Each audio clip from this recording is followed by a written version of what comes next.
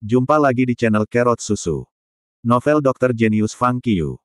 Bab 540. Fang Qiu maju untuk merasakan denyut nadinya. Saat dia melakukannya, ekspresi Fang Qiu berangsur-angsur berubah, dan dia sedikit mengernyit. Setelah merasakan denyut nadi, ia menemukan bahwa fungsi fisik pria parubaya ini sudah sangat lemah, dan ia kelelahan sampai sejauh ini. Dia pasti menderita rasa sakit yang hebat selama periode ketika dia sakit. Kalau tidak mungkin dia memakai dirinya sendiri sejauh ini. Orang tua yang miskin di dunia. Fang Qiu menghela nafas dari lubuk hatinya. Melihat bahwa Fang Qiu selesai merasakan denyut nadi dan mengerutkan kening lagi, bocah itu tiba-tiba menjadi gugup. Dia memandang Fang Qiu dengan harapan dan bertanya dengan nada panik dan ketakutan, "Fang, Dokter Fang, bisakah kamu menyembuhkan ayahku?" "Ya, saya bisa." Fang Qiu mengangguk dan menepuk bahu bocah itu, menandakan dia tidak perlu khawatir. Terima kasih, terima kasih, terima kasih." Tanpa kata-kata terima kasih tambahan, bocah itu langsung berlutut ketika mendengar jawaban Fang Qiu. Dia terus mengucapkan terima kasih kepada Fang Qiu sambil bersujud kepada Fang Qiu. Baiklah, baiklah. Fang Qiu buru-buru membantu bocah itu berdiri dan berkata, "Jangan khawatir. Saya seorang dokter. Adalah tugas saya untuk merawat pasien sebagai dokter." Setelah membantu bocah itu bangun, Fang Qiu berkata, "Aku akan memperlakukan ayahmu sekarang." Mendengar itu, bocah itu buru-buru minggir. Yang lain juga mundur ke pintu. Di depan koridor selebar 1 meter di kaki tempat tidur, semua ruang di sisi kiri tempat tidur diserahkan kepada Fang Qiu. Tidak ada yang berani berbicara. Seperti biasa, Fang Qiu menarik napas dalam-dalam dan perlahan-lahan mengulurkan tangannya untuk menekan perut pasien dengan lembut. Kemudian ia segera memobilisasi ki internalnya dan menyalurkannya ke tubuh pasien. Berbeda dari perawatan sebelumnya, kali ini, Fang Qiu tidak segera menyembuhkan pasien. Sebagai gantinya, ia pertama-tama menggunakan ki internalnya untuk memberi makan seluruh tubuh pasien, memobilisasi ki pasien dan membimbingnya untuk meluas sehingga mengembalikan fungsi fisik pasien. Ketika hampir diisi kembali, ia mulai menggunakan metode penguatan vital ki untuk menghilangkan faktor patogen dan meningkatkan sirkulasi darah untuk menghilangkan stasis darah untuk menyembuhkan pasien. Semua orang hanya menonton dengan tenang, dan tidak ada yang berani berbicara. Di sebelahnya, bocah itu langsung tinggal di sudut dan menatap Fang Qiu dengan mata penuh harap.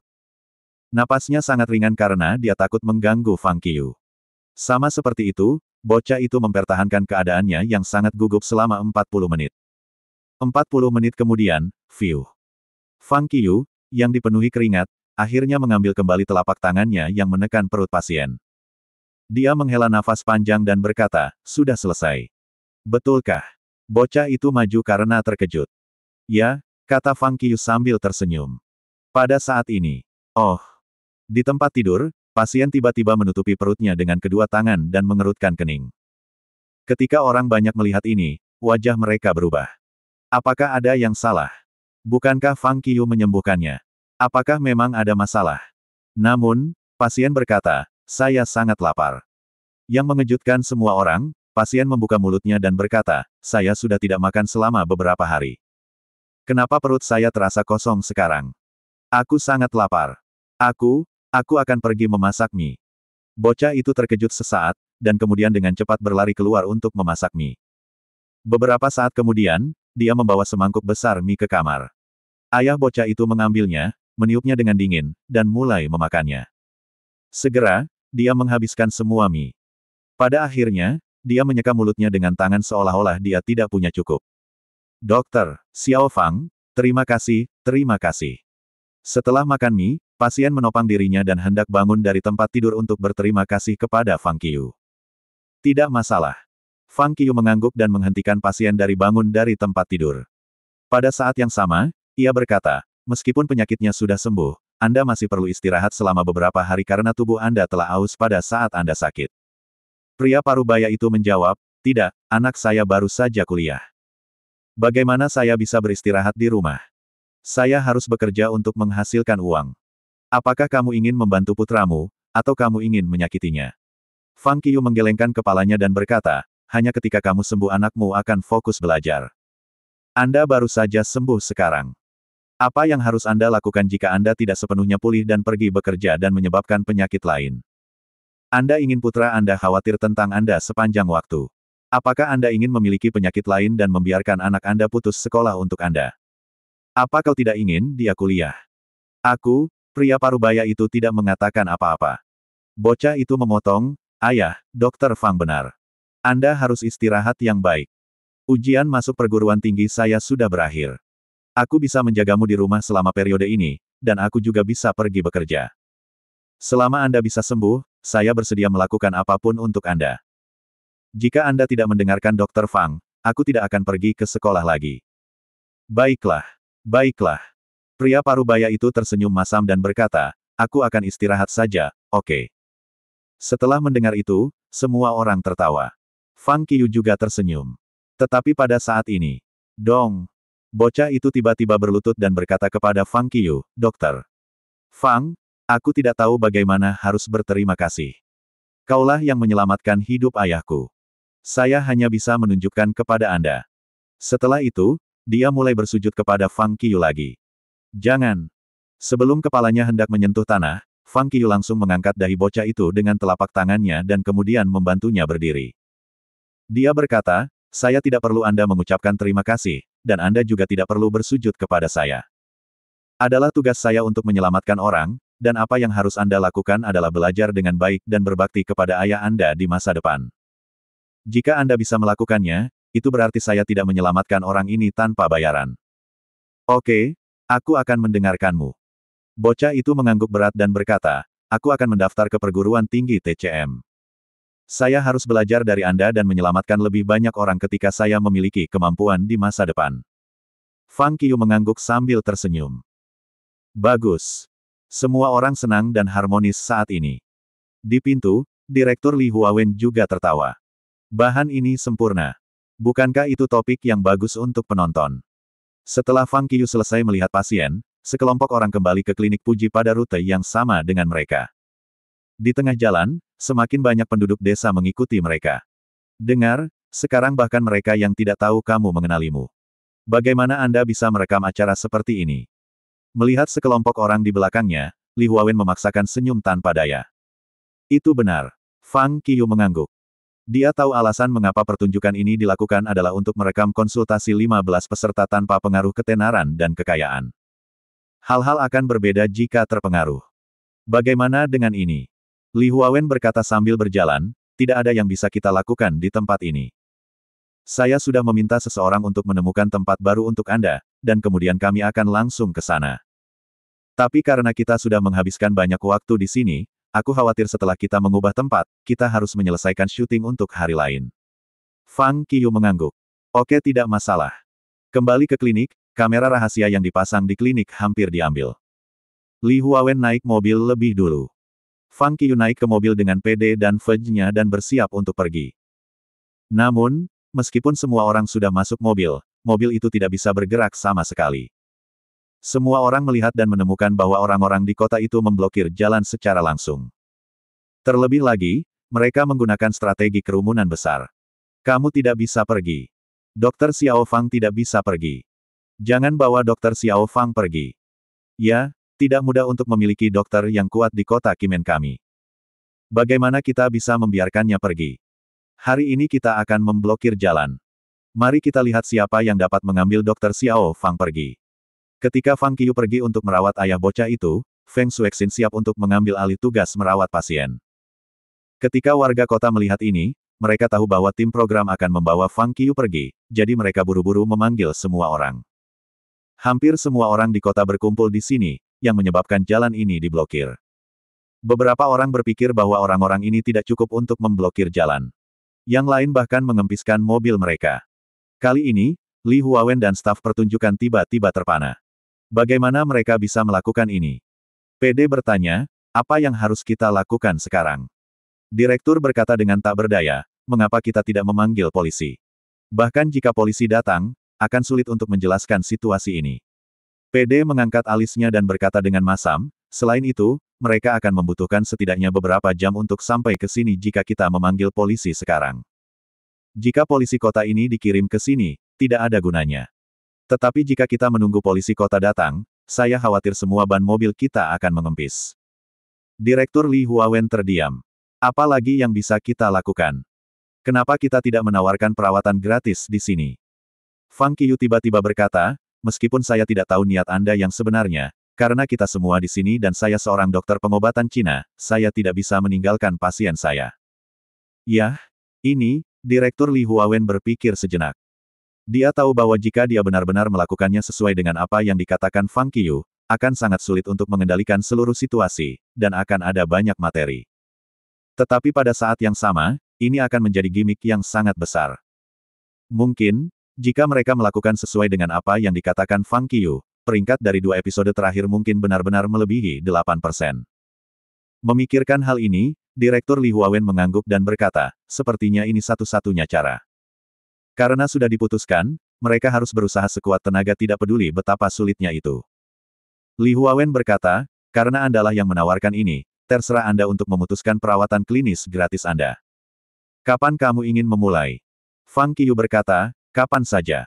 Baiklah. Li Huawen mengangguk, membuka pintu, dan pergi. Melihat orang-orang yang mengelilinginya dengan erat, dia berkata, karena semua orang sangat antusias untuk menjaga kami di sini, maka kami tidak akan pergi. 1 jam kemudian, Fang Qiyu akan menawarkan perawatan gratis di klinik Puji. Jika Anda memiliki buku sejarah medis baru-baru ini, saya sarankan Anda membawanya ke sini. Setelah mendengar itu, semua orang sangat gembira. Semua orang mulai berteriak serempak. Dokter yang kuat. Dokter yang sangat terampil. Fang Qiyu dan staf pertunjukan harus turun dan kembali ke klinik Puji lagi. Setelah itu, berita bahwa Fang Qiyu akan menemui pasien secara gratis di klinik Puji dengan cepat menyebar ke seluruh kota. Setiap keluarga di kota itu berkemas dan bergegas ke klinik selama ada pasien dalam keluarga mereka yang merasa tidak enak badan. Ketika Fang Qiyu dan yang lainnya kembali ke klinik, mereka melihat bahwa Feng Xuexin baru saja mengenakan jas putihnya dan siap menemui pasien. Apa yang sedang terjadi? Saat Feng Xuexin melihat Fang Qiyu, matanya langsung melebar. Dia berkata dengan wajah tertekan, mengapa kamu kembali lagi? Apakah kamu akan pergi atau tidak? Katakan saja. Fang Qiyu, kamu akan menjadi paman sekarang. Apa menurutmu itu berarti menyiksa keponakanmu seperti ini? Aku tidak pergi. Fang Qiyu tersenyum masam dan berkata, sekarang aku tidak bisa pergi bahkan jika aku mau. Saya sudah berdiskusi dengan direktur dan memutuskan untuk tinggal dan mengunjungi pasien secara gratis selama 3 hari. Madu. Mata Feng Xuexin menyala. Dia berteriak ke halaman belakang sekaligus, dan kemudian dengan cepat melepas mantel putih yang baru saja dia pakai. Kemudian dia langsung mengeluarkan koper dari bagian belakang lemari obat, sepertinya dia akan segera berangkat. Dia berkata kepada Fang Qiyu dengan puas, aku tahu kamu tidak bisa pergi sekarang. Haha. Sampai jumpa 3 hari kemudian. Setelah itu, dia membawa Yang Fang yang sudah berkemas dan siap berjalan keluar dari halaman belakang dan meninggalkan klinik. Terima kasih masih bersama channel Carrot Susu. Bab 541. Apa? Melihat Feng Xuexin pergi begitu cepat, Fang Qiyu tiba-tiba merasa konspirasi. Begitu banyak orang memblokir jalan barusan. Pasti ada hubungannya dengan Feng Xuexin. Aduh, kenapa aku punya teman seperti itu? Fang Qiyu menghela nafas.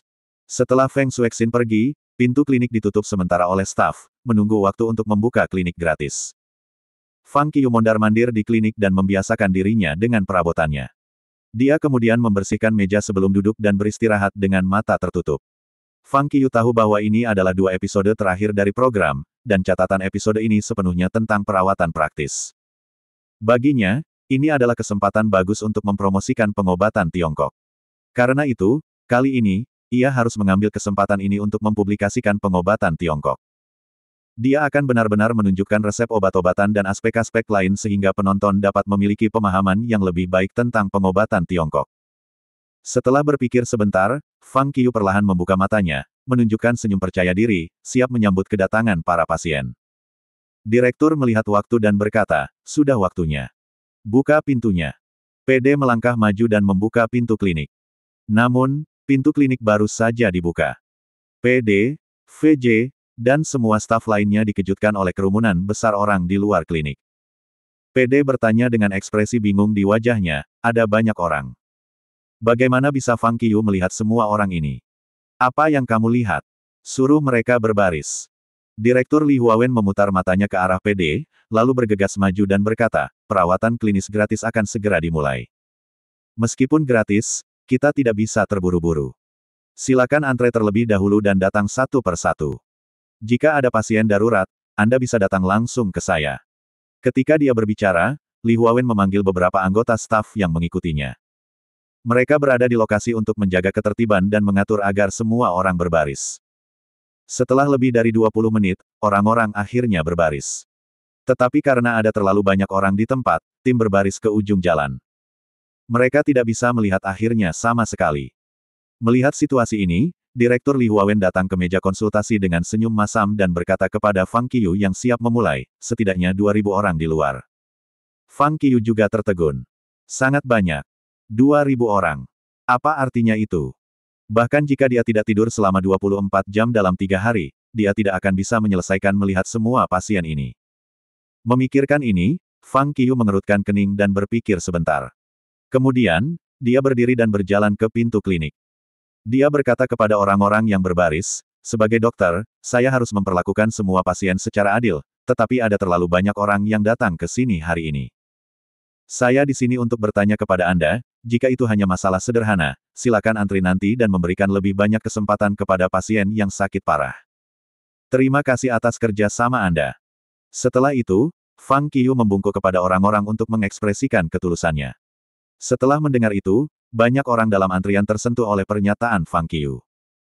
Mereka yang tidak merasa sakit dan hanya ingin memeriksa tubuh mereka semua meninggalkan barisan dan pergi ke ujung barisan untuk meninggalkan kesempatan kepada mereka yang sakit parah. Bagaimana dengan ini?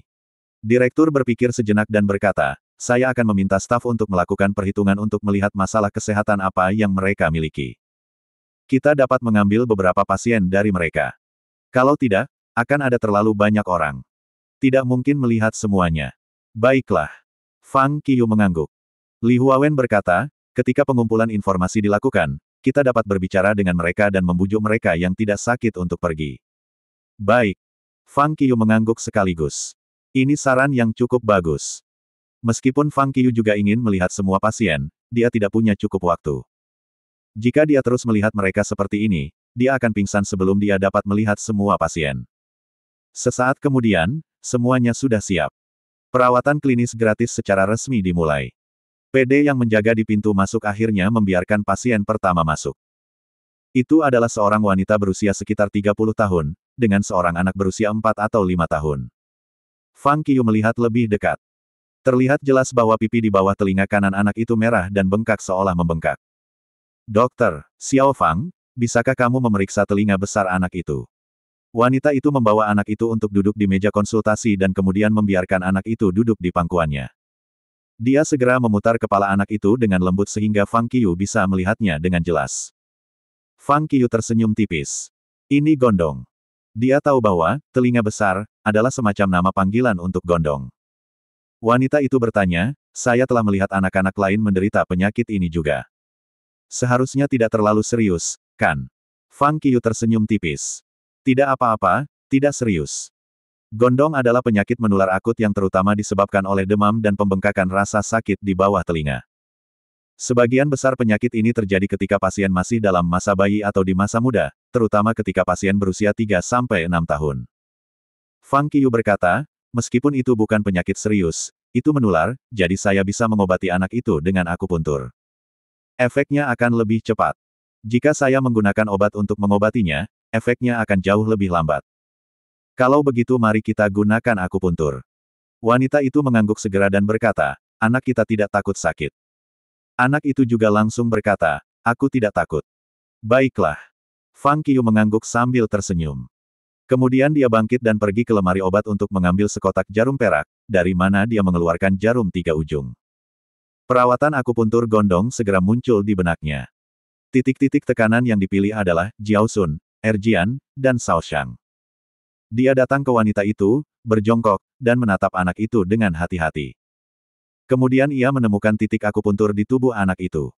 Setelah disinfeksi konvensional, ia mencubit jarum dengan tangan kiri dan memasukkannya ke dalam titik-titik. Tangan kanannya menunggu sampai jarum bermata 3 dimasukkan ke dalam 0,5 hingga 1 inci. Sementara jari-jarinya memutar jarum, ia diam-diam memindahkan ki internalnya ke meridian akupuntur anak. Fang Qiyu berkata, bawa anak itu ke sana dan istirahatlah. Saat waktunya, saya akan mengambil jarum untuk anak. Wanita itu segera membawa anak itu ke kursi kosong di dekat dinding dan duduk, diam-diam menunggu. Fang Qiyu duduk kembali di meja klinik dan berteriak, selanjutnya. Ketika PD hendak membiarkan pasien berikutnya masuk, tiba-tiba ada tangisan nyaring. Aduh! Fang Qiyu mengangkat kepalanya untuk melihatnya. Dia melihat seorang pria sedang mengantre di luar klinik. Dia sangat kesakitan sehingga pria itu menutupi perutnya. Pembuluh darah biru di pelipisnya menonjol karena rasa sakit. Dia berjongkok lemah dan jatuh langsung ke tanah. Melihat ini, orang-orang di antrian panik. PD dan Direktur Li Huawen yang telah menunggu di depan pintu tidak bisa tidak panik. Cepat, cepat, siapkan tempat tidur rumah sakit. Orang-orang di garis depan buru-buru berteriak, apa yang kamu tunggu? Cepat dan bawa dia masuk. Ketika mereka mendengar teriakan itu, beberapa orang di depan segera berlari, mengangkat pria yang sedang kesakitan, dan berlari ke klinik. Pada saat ini, staf kru sudah menyiapkan ranjang sakit. Mereka membawa pria itu dan meletakkannya di ranjang rumah sakit. Fang Qiyu bergegas maju untuk memeriksa. Aku akan melakukannya. Semua orang juga mundur di luar pintu dan terus mengantri. Fang Qiyu berdiri di depan tempat tidur rumah sakit untuk memeriksa pasien. Pertama, dia menyentuh dahi pasien dan mendapati bahwa pasien mengalami sedikit demam. Lalu ia dengan cepat bertanya, apakah Anda hanya mengalami sakit perut? Tidakkah kamu merasa bagian tubuhmu sakit? Pasien mengangguk dengan wajah pucat. Melihat ini, Fang Qiyu segera melepas pakaian pasien dan kemudian menekan perutnya dengan lembut, bertanya, apakah itu sakit? Pasien berkata, tidak terlalu sakit. Kemudian, Fang Qiyu mengubah posisi lain dan menekannya sebentar. Tiba-tiba, dia berhenti dan bertanya, apakah itu sakit? Pasien itu menjawab, sakit. Setelah mendengar itu, Fang Qiyu mengangguk dengan pengertian. PD datang dan bertanya, apa yang terjadi? Apa yang salah? Fang Qiyu menjawab, apendisitis akut. Melalui pemeriksaan tadi, Fang Qiyu menemukan bahwa, selain demam ringan dan sakit perut, pasien juga menderita sesak perut, sedikit sakit pada perut saat ia menekannya, dan gejala-gejala melambung. Semua gejala ini berhubungan dengan apendisitis akut. Ditambah perasaan nadi, Fang Qiyu yakin bahwa pasien menderita radang usus buntu akut, serta gastroenteritis. PD gugup. Apendisitis akut. Apakah bisa disembuhkan? Dia juga pernah mendengar penyakit ini, dan dia juga tahu bahwa usus buntu akut perlu disembuhkan melalui operasi. Efek pengobatan Tiongkok tradisional terlalu lambat, dan pasien tidak bisa menunggu karena dia terlalu kesakitan. Itu sebabnya dia bertanya. Jika Fang Qiyu tidak bisa menyembuhkan pasien, ia harus mengatur agar pasien menjalani operasi di daerah secepat mungkin. Fang Qiyu mengangguk dengan sangat yakin. Ya, saya bisa. Kemudian, dia segera berbalik dan mengeluarkan jarum perak untuk bersiap-siap untuk akupuntur. Di sebelahnya, PD bertanya lagi dengan cemas, apakah Anda yakin dapat menyembuhkannya? Jika Anda tidak bisa, saya akan mengirimnya ke rumah sakit sekarang. Jangan berusaha bersikap tegas. Fang Qiyu menghiburnya. Jangan khawatir. Aku bisa melakukan itu. Tidak peduli seberapa keras dia berusaha menenangkan PD, dia masih tidak bisa tenang. Dan dia masih sangat gugup. Lagi pula, masalah ini terkait dengan pertunjukan. Dikatakan bahwa usus buntu akut dapat membunuh orang karena rasa sakit. Alangkah baiknya jika Fang Qiyu bisa menyembuhkan pasien. Jika dia tidak bisa, tidak hanya reputasi Fang Qiyu akan hancur, tetapi juga nama pertunjukan itu akan hancur. Dan kelompok program juga harus bertanggung jawab untuk pasien. Jika demikian, itu akan menyebabkan bencana besar. Bagaimana mungkin dia tidak gugup? Di sebelahnya, Direktur Li Huawen juga sangat gugup, tetapi dia tidak mengatakan apa-apa dan memilih untuk percaya pada Fang Qiyu. Bagaimanapun, dia tahu kekuatan Fang Qiyu. Tunggu sebentar. Anda akan baik-baik saja dalam beberapa saat. Tanpa ragu, Fang Qiyu mengeluarkan jarum perak, menghibur pasien, dan segera memasukkan jarum. Titik akupuntur utama adalah apendisitis, usus besar, usus kecil, dan kelenjar adrenal. Kelompok poin pencocokan kedua adalah perut, limpa, saraf simpatis, dan subkorteks. Setelah menemukan acu points, Fang Qiyu langsung menempatkan jarum ke acu points pasien. Fang Qiyu tidak melepaskan jarum sampai semua jarum telah ditusuk dan ki internalnya telah dipindahkan ke dalamnya. Pada saat itu, di ranjang rumah sakit, wajah pasien tidak lagi sama menyakitkan seperti sebelumnya. Fang Qiyu menginstruksikan, beristirahat yang baik. Pasien menghela nafas lega dan mengangguk. Di sebelahnya, PD dan Direktur Li Huawen menghela napas lega pada saat yang sama. Untungnya, tidak ada yang terjadi. Setelah meninggalkan jarum untuk pasien kedua dengan akupuntur, Fang Qiyu segera berbalik untuk melihat pasien pertama, anak itu dipeluk oleh seorang wanita. Ini tentang waktu. Fang Qiu berjalan ke arah anak itu sambil tersenyum dan hendak mencabut jarum. Pada saat ini, pipi anak itu tidak lagi merah dan bengkak seperti sebelumnya. Fang Qiu mengeluarkan jarum 3 ujung dan kemudian dengan lembut menempelkan kulit di sekitar titik akupuntur anak. Tiba-tiba, darah menyembur keluar. Dengan aliran darah, Fang Qiu menemukan bola kapas dan yodium untuk menyeka pipi anak setelah ia memeras 7 atau 8 tetes darah. Tidak apa-apa. Setelah dibersihkan, Fang Qiu berkata kepada ibu anak itu sambil tersenyum, berhati-hatilah saat pulang. Hati-hati saat Anda mencuci wajahnya. Jangan mie itu. Besok akan baik-baik saja. Terima kasih, Dr. Xiao Fang. Wanita itu mengucapkan terima kasih dan pergi dengan anak di lengannya sambil tersenyum. Pada saat yang sama, Direktur Li Huawen melirik staf. Staf mengerti dan segera menindaklanjuti.